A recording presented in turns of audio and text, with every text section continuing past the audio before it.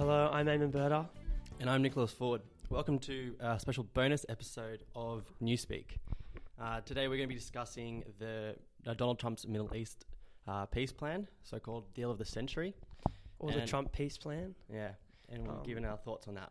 Yeah, well, briefly, it's just a proposal by the Trump administration revolving around the Israel and Palestinian conflict, something that both Nick and I are very strongly opinionated about. Coming from an Arab background, I've always grown up knowing about the Palestinian struggle, and yeah, Nick and I were at university, and we bonded. We were at university. Yeah, we were at university, and we bonded over politics, and especially Palestine and the struggle, really. And the plan that's come out is just such a such a one-sided, Well, exactly. It literally was made for the Palestinians to reject it and to obviously show like Israel as the somewhat pushing for peace, and then the Palestinians rejecting it. But if they accepted, and like MBS MBS just came out last week, he said that he accepted it, and he said the Palestinians should accept or shut up. And it just threw out. Well, it shows how the money drives everything. But like the dictators of the Middle East, how they've changed so much over the years. Like exactly, they used to be so for Palestine. Especially Syria. There's still somewhat of, you could still argue the Syrian government supports the Palestinian movement, but because that's because Bashar al-Assad and his father they've been around. They've been like the one regime for a long time, but now, like you look at Saudi Arabia, they've really MBS has come through and doesn't care at all. Well, he's the problem I see is also the Emirates as well, the United Arab Emirates, the foreign policy, the foreign minister, he said that it's a great deal, that the Palestinians should accept it, but not understanding like the actual, Well, they're all tied up in the US. Exactly, but the thing is that they don't have any concern for the Palestinian, the Palestinians and how they feel, and all the rejected Palestinians who are living in Lebanon and throughout the world who literally just want to return, and that's what the UN resolution was, and they were supposed to return and whatever. Anyway, getting into it, it's a mess. Mess. What's your opinion on the whole topic with Jared Kushner and everything? What do you think their actual aim was of the peace plan? Like my opinion, I think it might be a bit different, but I don't think Jared Kushner and his team, they don't have a clue about what to do in this situation. Like Kushner, his partners in the plan were David Friedman, which is Donald Trump's former real estate lawyer, and Jason Greenblatt, was Donald Trump's former bankruptcy lawyer. They're the ones who created the plan. I don't think they actually know anything about the Middle East. And like if you look back, you can find that these plans have been pushed from Israel for a long time.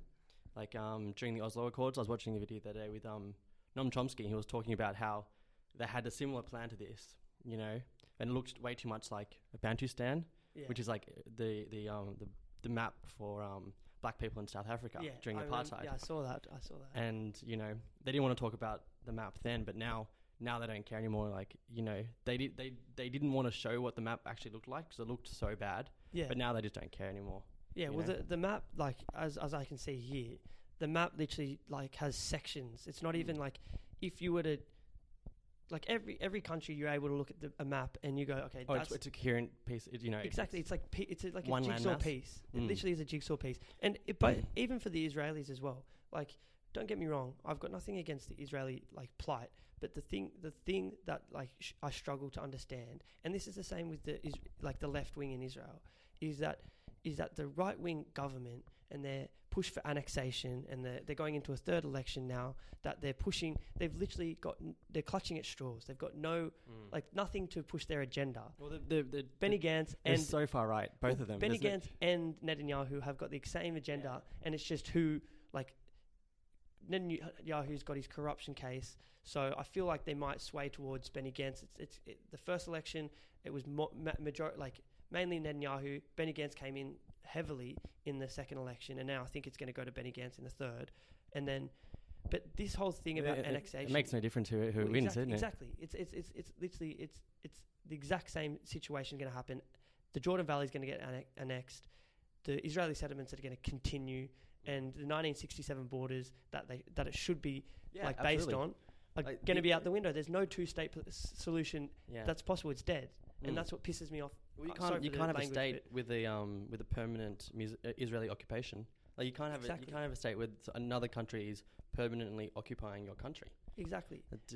It's never going to work. And just what happened recently and this is moving on to Gaza, but what happened recently in Gaza, I don't know if you saw in the video today, they literally, some people in the IDF had these bulldozers and they came into Gaza, but they came into Gaza, I think there was two, and I don't know the full details, but a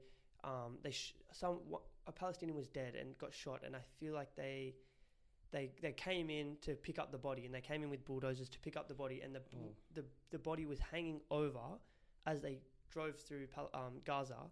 The body was just hanging off as some sort of like Saudi Arabian like hanging in the streets, public execution. Just it's a scare tactic, and obviously it's disgusting. It's disgusting. So yeah, everything that's involved in the ICC at the moment, with Australia, we're pushing to. I saw your tweet about it. Yeah, that's quite unfortunate. What do you think about the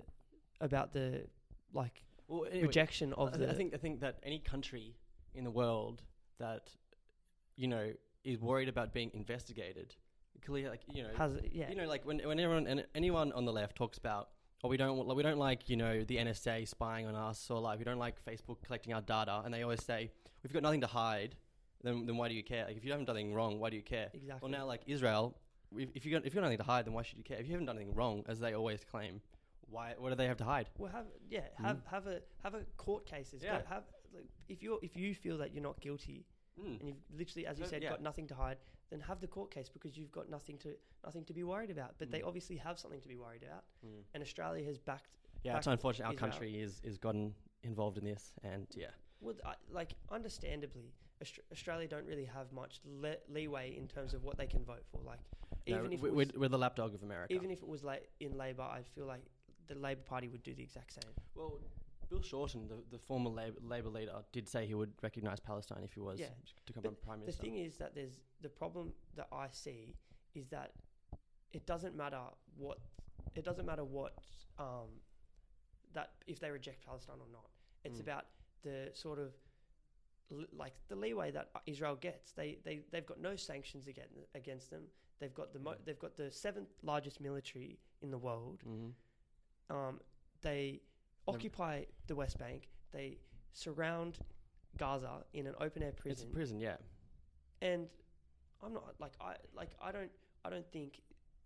don't agree with any sort of violence, and I wouldn't say I'm a pacifist, but I'm close to a pacifist. But in saying that, it's the way the world addresses the situation, especially at the UN and whatever. The war has been going on for way too long. It's one of the longest wars, I'm pretty sure. Okay, it is since the 1967. Yeah. And it's one of the longest wars anyway. I'm not sure if it's the longest war. Well, then not the Korean War hasn't ended. So that's technically not really. It's not really fighting, but which is just more like a stalemate sort of thing. Yeah. They became to a. But also, it's one of the longest. To a common ground. The borders. Yeah. They came to a common ground. Yeah. Whereas there's not really a common ground here. No, of course not. Because at the end of the day, the Palestinians have the West Bank and they have Gaza, but the West Bank just keeps shrinking. West Jerusalem and East Jerusalem just keeps shrinking, and it's becoming an overwhelming majority.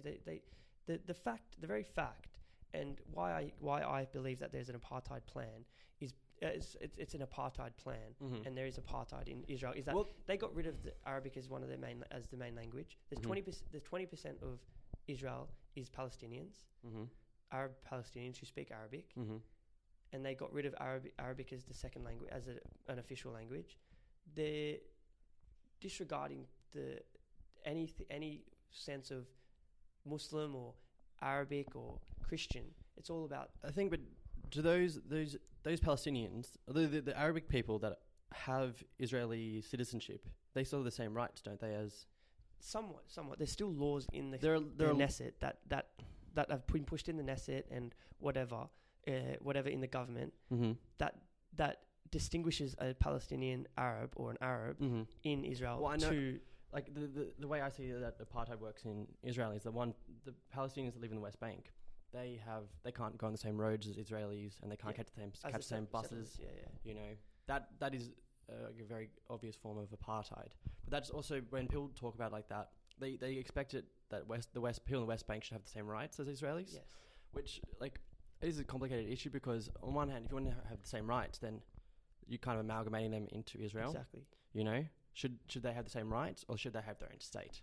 At the end of the day, I think at the end of the day, it should be their own state. Yeah.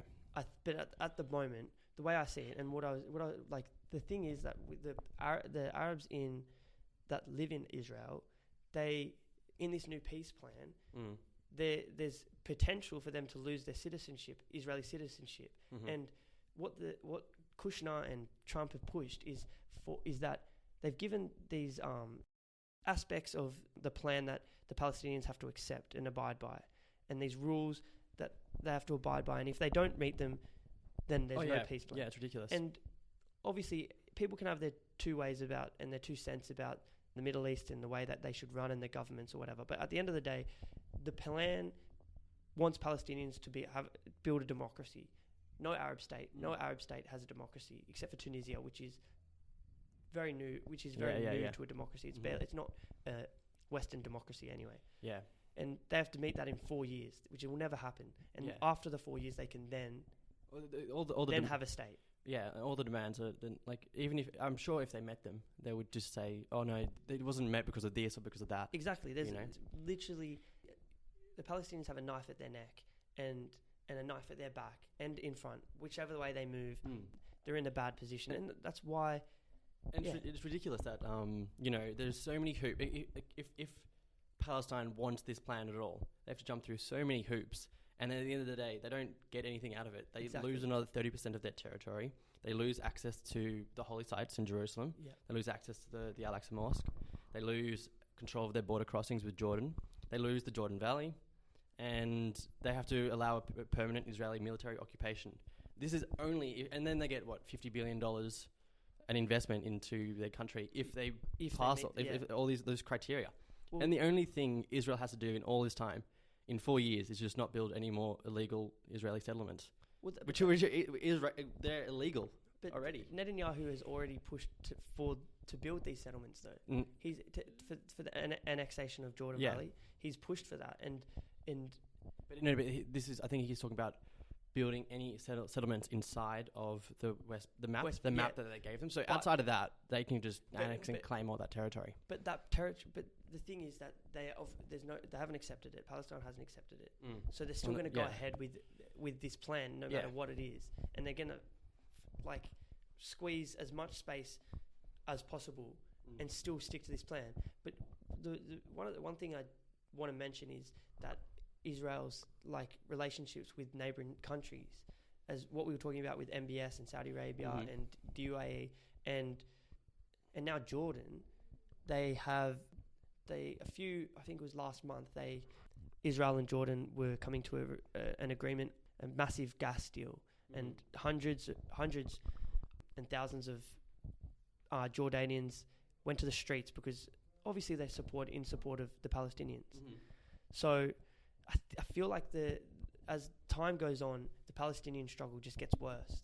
Absolutely. There's no and as we're going to talk about in another episode about the US elections, but Bernie Sanders, who is Jewish and who obviously is on the left and has left views on politics and foreign policy and whatever, he understands that the Israelis have every right to live. And I agree with that. The Israelis have every right to live, but not at the expense of Palestinians. Yeah, and everyone can agree that they should, the majority of the people you meet in the world, if you said to them, I think that Israel should have their country on the 1967 borders, and I think Palestine should have a country based on the 1967 borders.